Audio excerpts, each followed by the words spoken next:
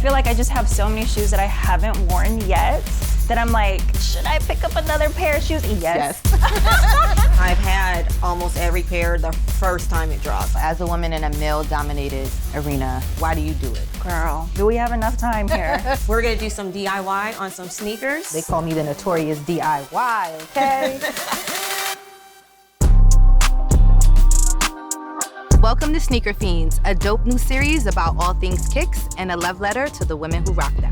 I'm Keia, also known as the notorious KIA, and in this show, we'll be highlighting the queens of the culture, from trendsetters to trend breakers, divas, trailblazers, bosses, and designers, and of course, checking out their collection. So, kick back and relax in your flyest pair, and let's get it poppin'.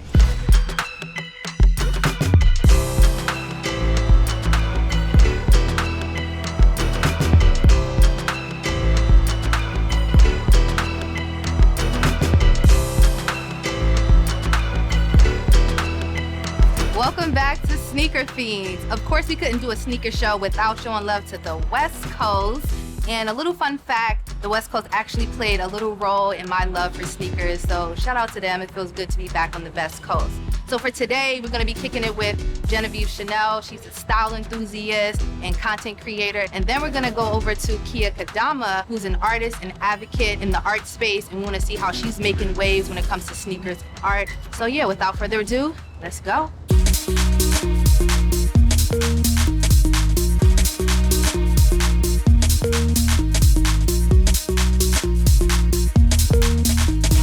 I'm Genevieve Channelle, and I'm a brand strategist. My favorite sneaker is the Air Jordan 3 Black Cement. Such a classic and iconic shoe, and the history behind this pair, it's amazing.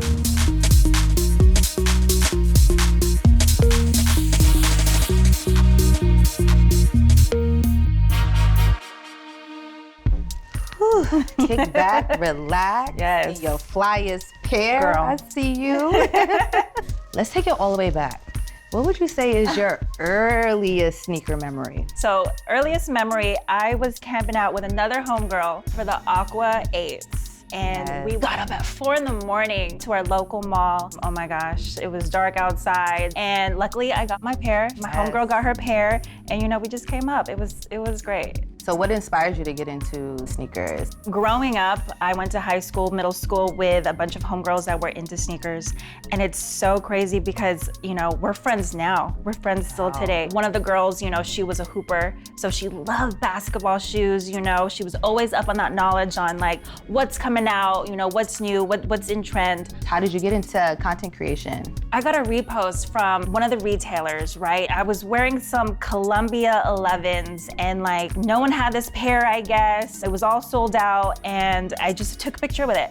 And I started getting all these reposts. So your photos actually allowed you the opportunity to become a brand consultant for some of the biggest brands, like some of our favorite brands like Nike, Jordan, Adidas. How did you get into that? Just really finding out who is behind all these brands, and then you find out who's the managers, right? And then who's the C-suite people.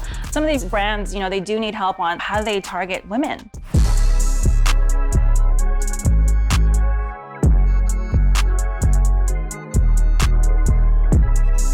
Let's do a little kick check. What are we wearing today? We are wearing the off-white Chicago 1s, RIP Virgil Abloh. What sneaker would you say that every woman should own? Every woman should have in their closet, I wanna say a pair of Dunks, right? It could be any color, but super easy. And I just like how it's like a low cut and it feels like it goes with anything. You could wear skirts, shorts, dress, anything. But also if you like a high, I would say a Jordan high.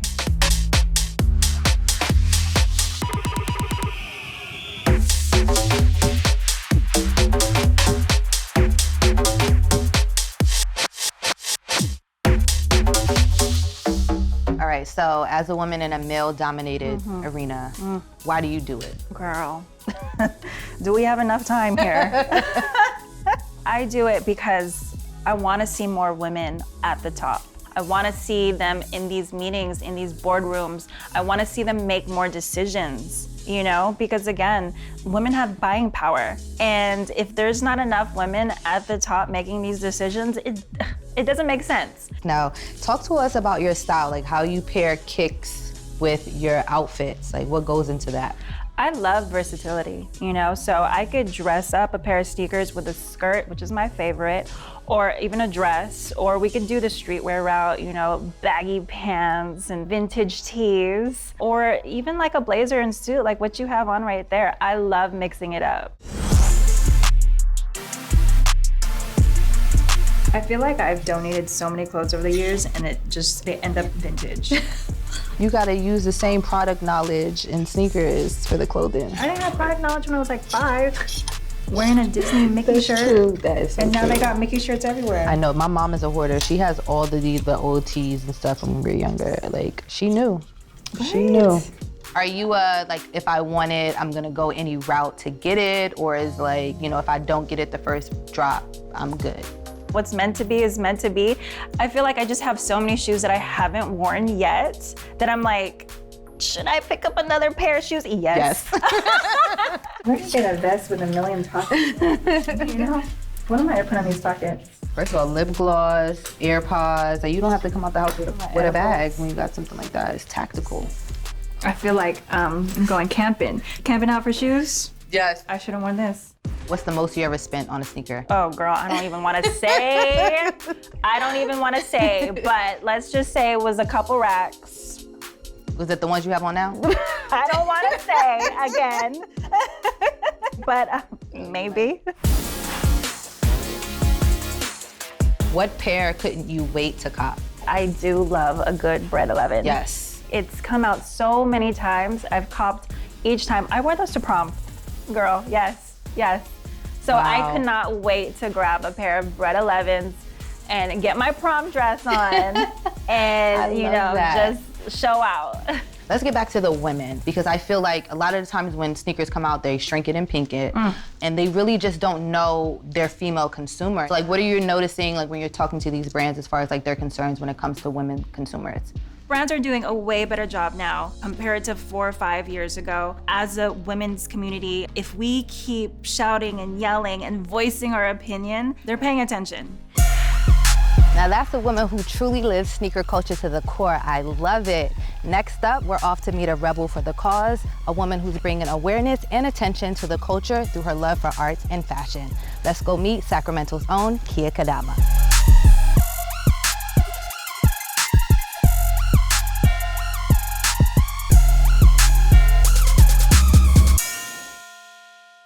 Hi, my name is Keia Kodama. I am a disciplinary experimental shoe designer, and my favorite sneaker of all time is the Jordan 4. I remember in one scene of Do the Right Thing, the guy rolled his bicycle over a Jordan 4, and just the reaction of the crowd and the people in the neighborhood, it resonates. It's true, it's real life. If someone steps or scuffs your shoe, there's problems.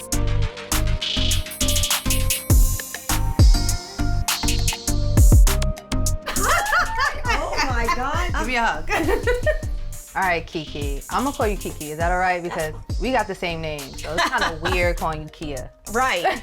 So I've been into sneakers since probably the late 80s, early 90s. And I've had almost every pair the first time it dropped. I'm not a retro, I'm a first timer.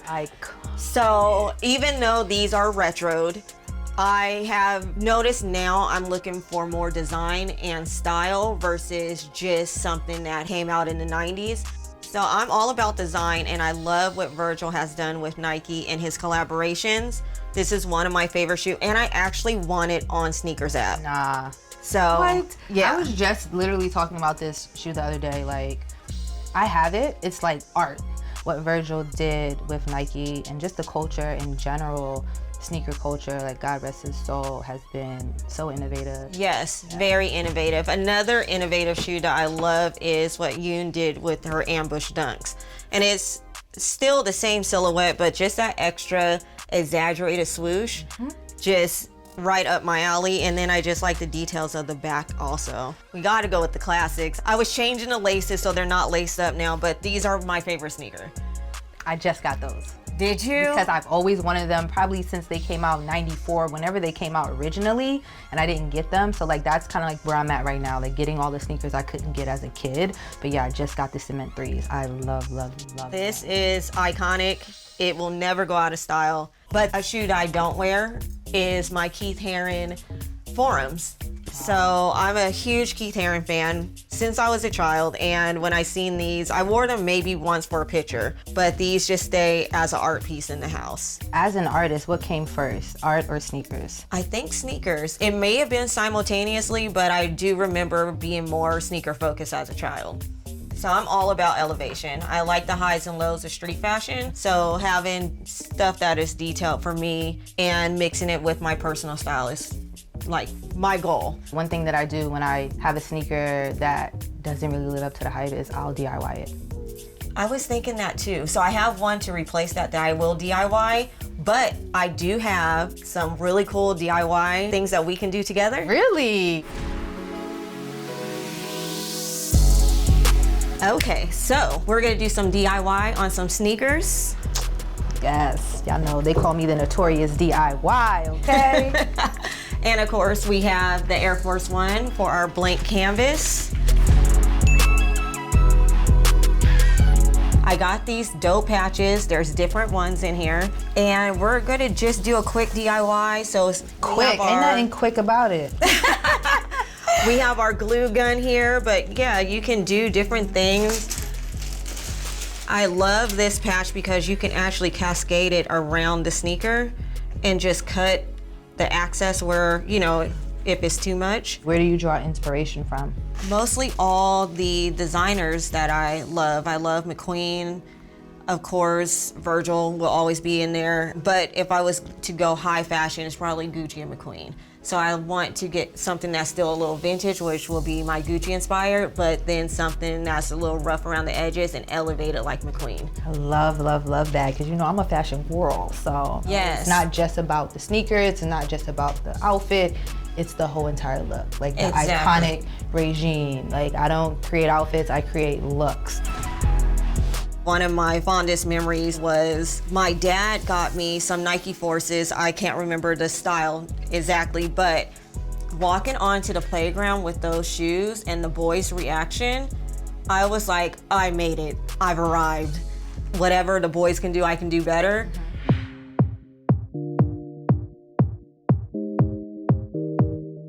So I feel like we should personalize these just a little bit more by adding a little bit of vinyl, maybe our names. Oh, that would be cool. You don't have nothing in this box? I don't. You know what? DoorDash.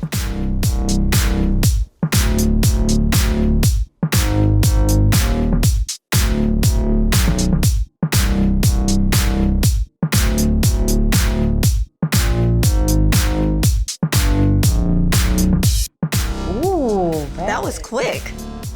I don't think I've ever used Cricut vinyl. Like, what is it for? You can either do iron-on or permanent removable vinyl, and you can create your own designs, logos, branding. On a deeper level, what would you say sneakers, like, what do they mean to you? I think it was a sense of community. Although I do want the representation in the sneaker community for the women, I also want it to be gender neutral. We all rock the same sneakers. We all have the appreciation, the love, and the passion for the same thing. So it shouldn't have to be so specific. What was that aha moment for you? You know, I've always customized my sneakers. Even back in the day, we're Californians, so we love our Chucks and our Vans. And I would bleach my Vans and my Chucks out, do designs in them, and this is in high school. So it's always been something I love to do. And so now when I design or customize sneakers, it's in representation, especially for the culture, but for people of color in the culture. Because I feel like we pioneered the whole concept of sneakers being fashionable, but the representation of us within it is very small. I think we're going to see more people that look like us in bigger spaces. The social impact that we have been receiving over the last couple years has definitely showed us that we deserve to be in those places and that we are valuable in those places. I want to create more opportunities within the credible art space like museums for sneaker culture. There are some amazing artists in the sneaker world, and I feel like they deserve to be in those spaces as well. So I heard you actually have some of your creations at the Crocker Museum. I do. Iconic. Can we check it out? Oh, for sure. Let's go.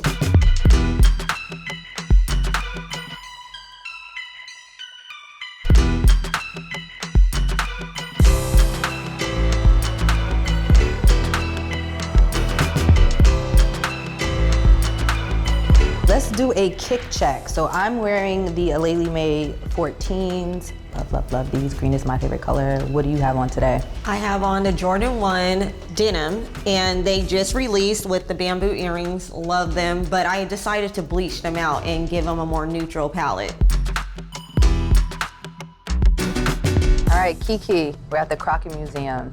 Cheer us or fear us. This is your exhibit. Tell us more about it. I like to create art that takes stereotypes or negative connotations and turn them into empowerment moments, because I know so many great men, especially great Black men, that aren't stereotypically doing what they think we do. And this is our wardrobe. These are staples, and they should not feel like a threat if they're in them.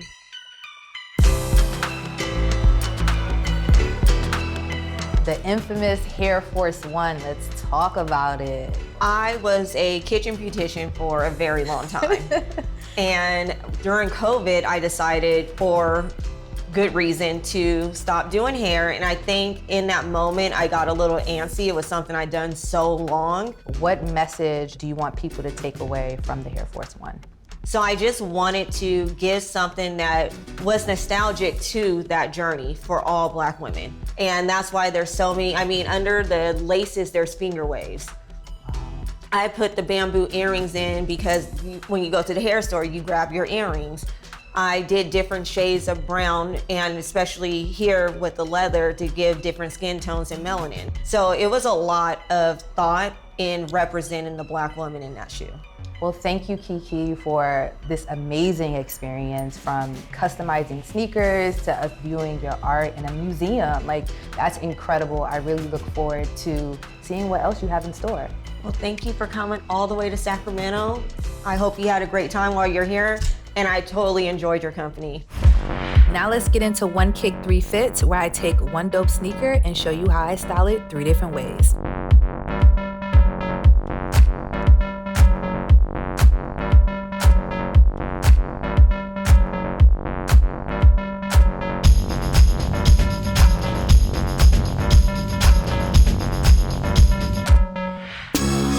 Yo, this trip to the West Coast did not disappoint. How dope was Genevieve and Keia? But look, I got a little surprise for y'all. We're gonna be giving away a pair of the kicks that DoorDash helped us customize today. So in order to win, I want you to post a pic of a pair of kicks that means the most to you, and of course, tell us why. Tag us at House of Sneaker Fiends, and we'll announce the winner when it is picked. Let's see where we lace up our kicks next. Hey, it might be in a city near you, but you gotta stay tuned. So until next time, this is Sneaker Fiends.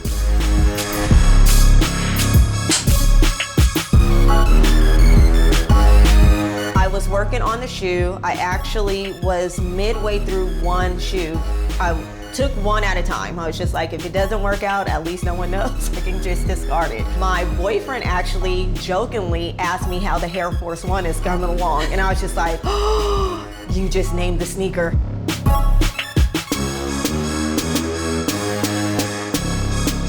What would you say is your most expensive pair? The Canary Nike SB Dunk right here. We don't know where we might lace up our kicks next, but it might be near city.